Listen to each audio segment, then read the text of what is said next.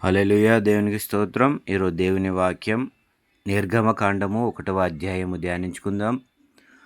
ఐగుప్తులోనికి యాకోబుతో వచ్చిన ఇశ్రాయేలు పేరులు ఏమనగా రూబేను, షిమ్యోను, లేవి, యూదా, ఇశ్శాఖరు, జేబూలును, బెన్యమీను, దాను, నఫ్తాలి, గాదు, ఆషేరు. వీరిలో ప్రతివాడును తన తన కుటుంబముతో వచ్చెను. యాకోబు గర్భమున పుట్టిన వారందరూ 70 మంది.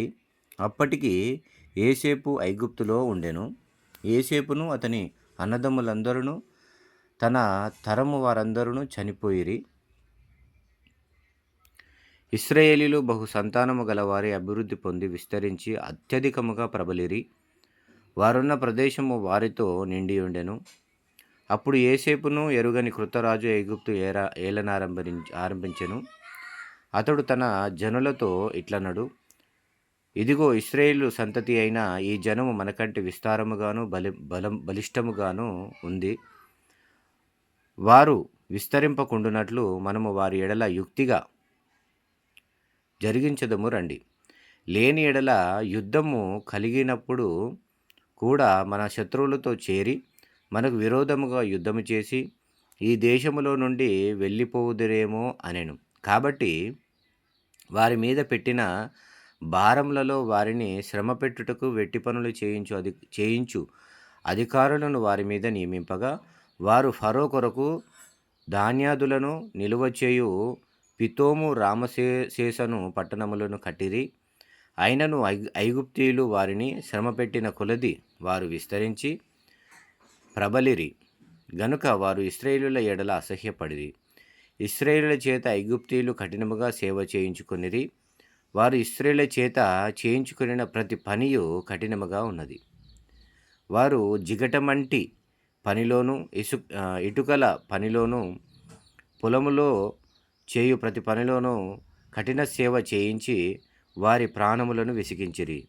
మరియు ఐగుప్తు రాజు షిఫ్రా పూయ అను హెబ్రీయుల మంత్రసానులతో మాటలాడి, మీరు హెబ్రీ స్త్రీలకు మంత్రసాని పని చేయుచు వారిని కాన్పు పీటల మీద చూచినప్పుడు మగవాడైన ఎడల వారిని చంపండి, ఆడదాన్నైతే దాన్ని బ్రతకనీయుడని వారితో చెప్పాను.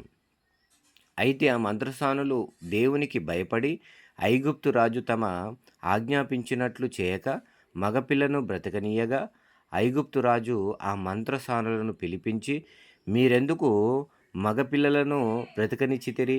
ఈ పని చేసిన ఎడల ఈ పని ఏల చేసితిరి అని అడిగాను. అందుకు ఆ మంత్రసానులు, హెబ్రీ స్త్రీలు ఐగుప్తు స్త్రీల వంటి వారు కారు, వారు చురుకైన వారు. మంత్రసాని వారి యొద్దకు వెళ్ళక మునుపే వారు ప్రసవించి యుందురని ఫరోతో చెప్పిరి. దేవుడు ఆ మంత్రసానులకు మేలు చేసెను. ఆ జనము విస్తరించి మిక్కిలి ప్రబలెను. ఆ మంత్రసానులు దేవునికి భయపడినందున ఆయన వారికి వంశాభివృద్ధి కలుగజేసెను. అయితే ఫరో, హెబ్రీయులలో పుట్టిన ప్రతి కుమారుని నదిలో పారవేయుడి, ప్రతి కుమార్తెను బ్రతికనీయుడి అని తన జనులందరికీ ఆజ్ఞాపించెను.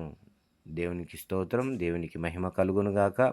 విన్నవారిని వారి కుటుంబాన్ని దేవుడు దీవించునుగాక. ఆమెన్.